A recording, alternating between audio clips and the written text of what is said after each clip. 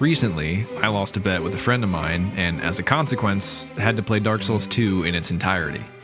How cruel, I know, but the game did honestly get me thinking, and mostly about scale. You see, one of the first bosses you fight in Dark Souls 2 is the Last Giant, and after a long intro cutscene that really emphasizes how accurate this guy's name is, during the fight we have kind of the opposite experience.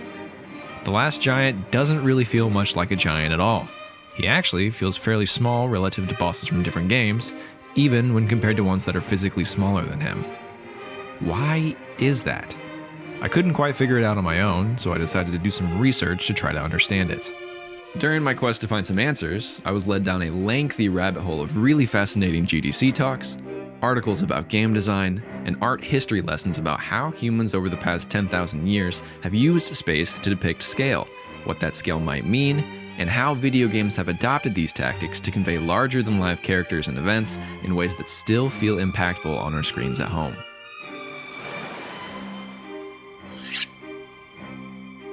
The concept of scale has been used very literally for most of human history. If you were a caveman 10,000 years ago and you saw a very large bull, you might draw a bull that towers over all the other surrounding animals. Later, around 4,000 years ago, the Egyptians started to use scale to depict how important something was rather than its literal size, giving scale a more metaphorical meaning rather than a literal one. You can see here the pharaoh is much larger than his wife and his child, even though in reality they're much closer in size. This is supposed to emphasize that the pharaoh is the most important person in the picture and wields the most amount of power, followed by his wife, then his daughter, and then other non-royal people. This is called hierarchical scale, and we still use it a ton in today's media in things like posters and advertisements. But you can also see it in video games to convey importance in a similar way. In story-driven RPGs, if the player character is in control and largely dictates what happens throughout the narrative, or at least has a large impact on the world around them, the character will oftentimes take up more space on the screen. Think of God of War or Assassin's Creed. If the character is more just a piece of a larger puzzle where they have to grapple with the hand that's dealt to them in an uncaring and indifferent world, the character usually takes up less of the screen. Think Inside or Journey. During the Renaissance, around 500 to 600 years ago, artists started getting really good at depicting things with near photorealistic accuracy. Sure, there was still some work to be done, but it was one of the first times in history where someone could walk up to a painting and say, "Wow, that looks real." One of the reasons for this was due to the popularization of vanishing points in 1435. Suddenly, it was very easy to depict large-scale scenery very accurately and convincingly, and all you needed were a few equations from geometry. We still use vanishing points in almost every scene that depicts a horizon, but you can see them most obviously in the backdrops of 2D side-scrollers. This is not the last technique from the Renaissance that made its way into gaming, but more on that later. The next big jump in scale came with the advent of the camera, and with it, cinema. Not only can we have literal photorealism now, but we can also use an additional element to convey size and scale: movement. Today, video games take a ton of inspiration from cinema, understandably. The term gamematography is even used to describe how scenes should be shot and change dynamically during games. There's a great GDC talk titled 50 Game Camera Mistakes given by one of the engineers behind Journey that introduced me to the term. And if you want to know more about how a proper camera can affect your gameplay, I highly suggest you give it a watch. The influence of cinema is obvious, but video games are still a unique medium, posing their own unique problems, and therefore unique solutions. So, let's go over some of the best ways games play tricks on us and make some of our favorite characters and places feel larger than life.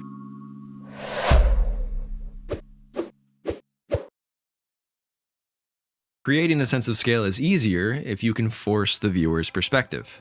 Forced perspective relies on manipulating the perspective of the viewer until they can no longer distinguish the true distance or size of things. You can use this to make things look smaller, or bigger, or just confusing. One series that is famous for using forced perspective in their games are the early Resident Evils. With their security camera-esque graphics style, the camera is constantly in one place and looking in one direction.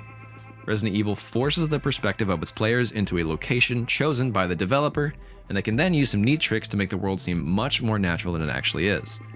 For instance, the majority of Resident Evil's scenery are just flat pictures with no depth or 3D structure.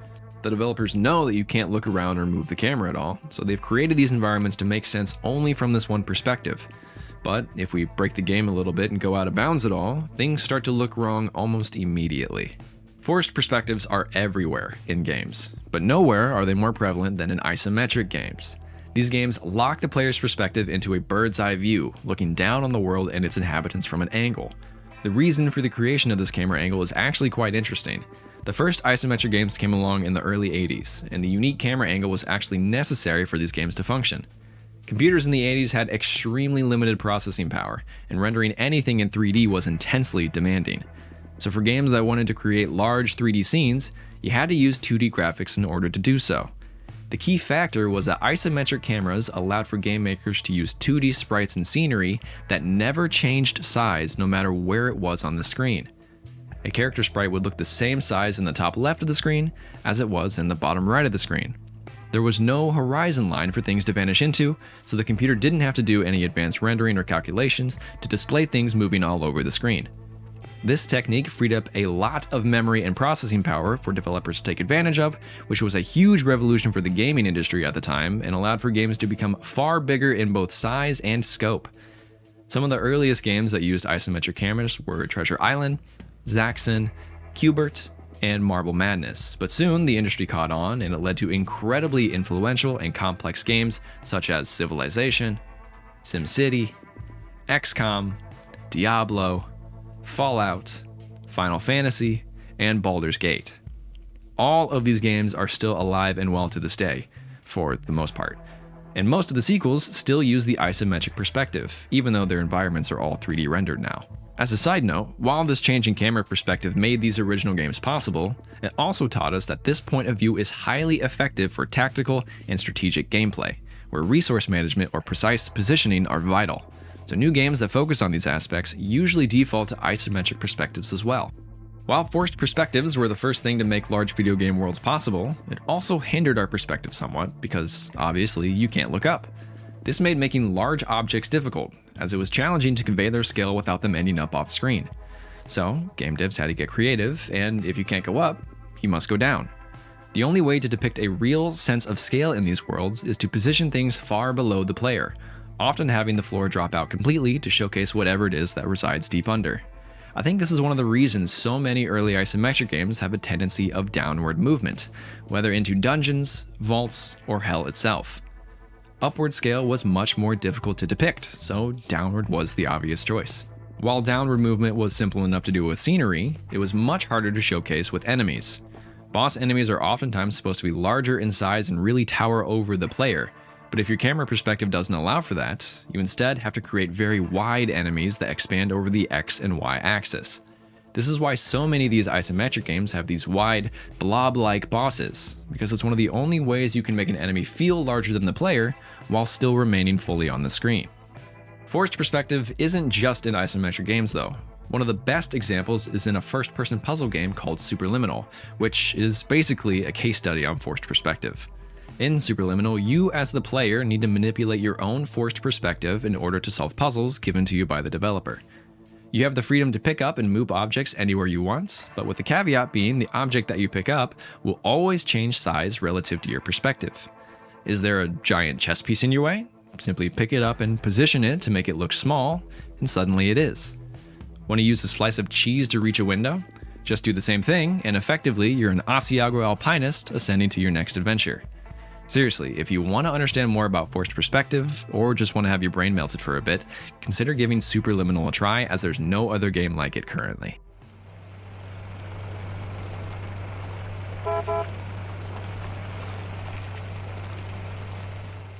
God of War is a franchise known for having monsters of immense scale. You take on gods of Olympus and Norse behemoths that dwarf the player. The early games relied on having a zoomed out camera that made it easy to place a tiny Kratos on the back of these immense beings, and you would immediately become aware of how large the god is and how insurmountable killing them might seem. However, the new God of Wars opted for a very different approach. They wanted a close camera that would follow right behind Kratos during the entire playthrough. This allowed them to tell a more character-driven and intimate story, but also posed a problem. Without the use of a zoomed-out camera, how do we convince players that these characters are still big? The answer was movement, and more specifically, the idea that large things move slower than small things. Large enemies should have more mass to them, so it should take more energy and more time to accelerate them. This is the same reason why it might take a train a long time to get up to speed if it's hauling a bunch of coal or something. This trick has been used extensively in cinema, and is one of the reasons why punches from Brad Pitt in Fight Club are quick and snappy, while punches from colossal robots in Pacific Rim take a few seconds to complete. The God of War devs were very keen on this idea. While the large enemies in the original games also moved slower than Kratos, it is much more exaggerated in the latest entries, and it really emphasized the sheer weight and mass that these characters possess. Movement can also have another use. Unless you're playing in VR, it is very hard to have an accurate depth perception when staring at a 2D screen. One way to add this depth is to have an object move toward or around the player. Notice how in this scene the character off in the distance is very still. It's hard for the viewer to know just how big this creature might be. But once it starts moving towards us, we become keenly aware of just how much we don't want to piss this guy off. Movement can in some ways negate the limiting effects of having a forced perspective in video games. If the camera can't move, then move whatever's in front of the camera to give the audience a better understanding of its dimensions. Movement can have a very convincing impact on how we perceive objects, whether that's big and heavy things moving slow, light things moving quickly, or objects spinning around in front of us so we can more accurately depict their true size. If you want to learn more about the camera design of the latest God of War games, I highly recommend you watch the fantastic GDC talk titled The Cinematography of God of War, given by the director of photography at Sony. In it, he explains how their team was able to create the continuous one-shot style that the game is known for, while still being able to tell a complex story involving multiple characters of various sizes.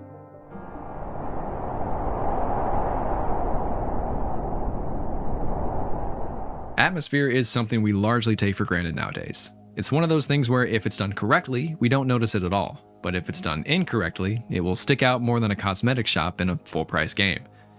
Using atmosphere in a game means using the natural environment and setting to convey information to the player. And that information could be anything, like dense fog meaning careful planning and caution are needed, or an abundance of blood and guts could indicate that this area is slightly more dangerous than the grassy fields you just came from. Manipulating atmosphere is by far the most adaptable concept included in this video, and you can manipulate atmosphere to convey virtually anything to the player.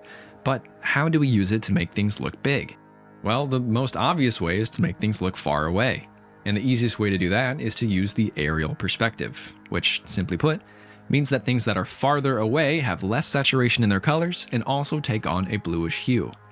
The earliest cases of this being used come from around 2,000 years ago in Pompeii, but it was really popularized by Leonardo da Vinci, who included it in a lot of his paintings from the Mona Lisa to the Last Supper. One of the most iconic places this technique is used in video games is in Skyrim. You see, in the very center of Skyrim's map sits an immensely tall mountain named the Throat of the World. And no matter where you are on the map, you can almost always see the top somewhere off in the distance. In reality, this mountain is really not all that big, but the use of the blue shift and desaturation of the summit makes the mountain appear much larger than it actually is. This effect is even amplified when you're on top of the mountain. The weathering effects are far more drastic up here, and you can see how this blanket of fog and snow makes it appear like we are miles above the world, almost to a point where we feel unattached from the land below entirely. However, if we strip away these effects, the illusion is immediately broken, and it's clear to see how we're really not all that high up after all. The effects of atmosphere are used everywhere in video games, and they really help to convey the size and scale of things in a way that can lead us to believe something is bigger than it actually is.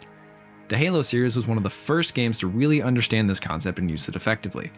Bungie built an entire reputation off of its beautiful and seamless use of skyboxes to convey the scale of intergalactic war while still being a first-person shooter. You can't help but be struck with awe when seeing the ring from the ground for the first time, and that immense sense of scale returns numerous times in the subsequent entries in the series, the Ark being my personal favorite. The first Halo games are a masterclass in how to use atmosphere to convey scale and size in an environment, and the influence can be seen in everything from Breath of the Wild to Death Stranding.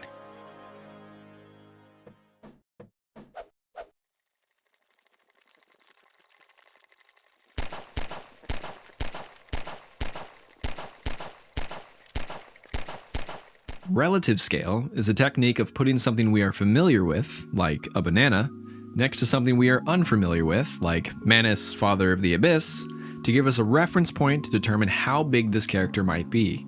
This helps our worldly minds comprehend beings of otherworldly nature, and nowhere is this done better than in Shadow of the Colossus. In it, we play as Wonder, a human boy tasked with tracking down and killing various large monsters across the land. We know how big Wonder is. We can call upon our past experience of being around other humans to know roughly the size Wonder is supposed to be. And we can then extrapolate that knowledge to other things in the game, like the sword he is wielding, the horse he is riding, or the gigantic colossus he is clutched to the side of. This is pretty much the exact opposite of the hierarchical scale we mentioned earlier. Here, size is supposed to be taken as literally as possible. In Shadow of the Colossus, we find ourselves holding on to the manes and fur of gigantic beasts as they roam across the land. The camera zooms out until Wonder is very small on our screen, and oftentimes we still cannot see the entire monster that we're taking for a ride, keying us into the impressive size that these beasts are supposed to possess. This technique is probably the most obvious way to depict scale in art and media, but that doesn't make it any less effective.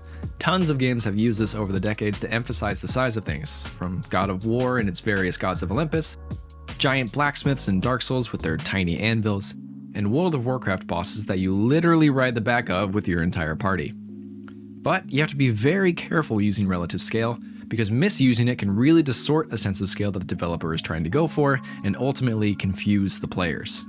In Gundam Evolution, we play as giant imposing robot mechs that are supposed to be anywhere between 18 and 20 meters tall.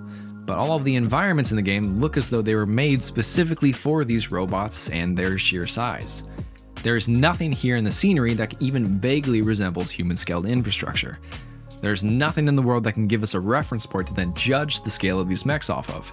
And without that, these giant robots feel much more like the size of the Overwatch characters that the devs were so desperately trying to emulate. Relative scale can also be used to clearly indicate complexity in scale as well. In City Skylines, we can zoom in on a single person in the city and see exactly what their current task is and how they contribute to the system of the city as a whole. Once we zoom out, we not only get a clear sense of the size of the skyscrapers, but we can also understand the relative importance, or rather unimportance, of that single person, given the sheer size and complexity of the systems that incorporate them. This is not an advertisement for nihilism, but it is one of the reasons management and factory games are so satisfying, because down at their most basic elements lies a very simple and easy to understand concept. In Factorio, we become very familiar with the size of our human character, as well as the flasks that we are forced to endlessly create in ever-increasingly complex ways. It is because the player has such a good understanding of these basic principles that we can appreciate the complexity of the entire system once we zoom out. You can spend hours on hours designing and redesigning the process to develop and distribute a single device, and you'll do this hundreds of times until eventually you look back and appreciate a system that is so large and complex, its value becomes far greater than the sum of its parts.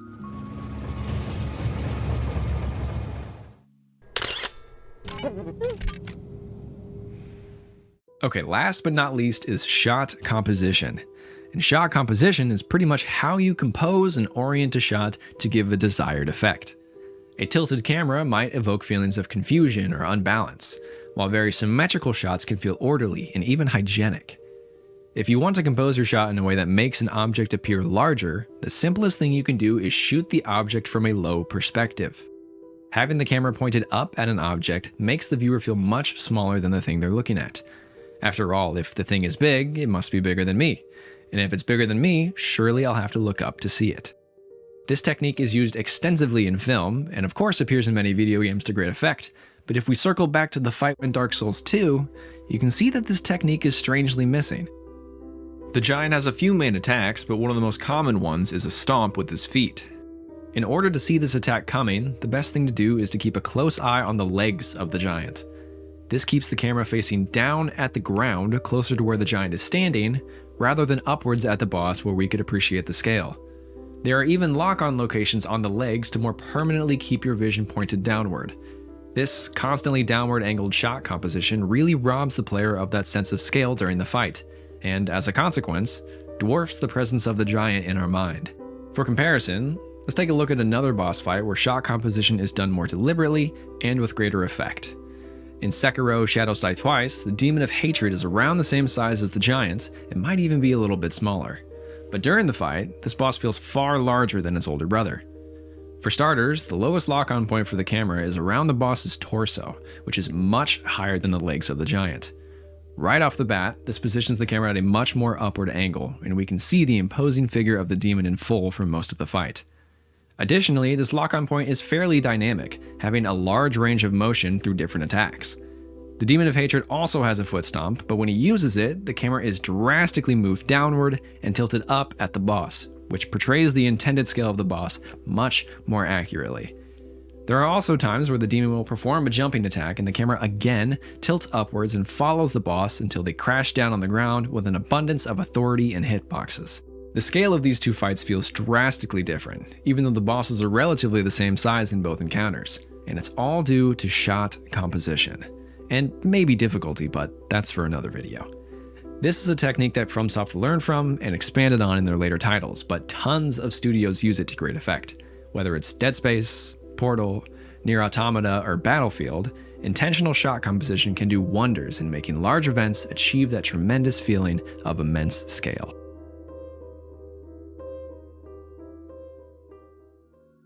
In this deep dive of scale in video games, we've delved into a fascinating journey through art, history, and the gaming world. We've discovered how ancient techniques like hierarchical scale and aerial perspective have transcended time and manifested in our favorite games. We've seen how video game developers manipulate forced perspective, movement, atmosphere, relativity, and shot composition to create virtual worlds that could even make reality blush. From classic titles to modern masterpieces, these techniques shape our perceptions and immerse us in extraordinary experiences. Understanding the art of scale is not just about size, but about the emotional impact and awe it evokes in players.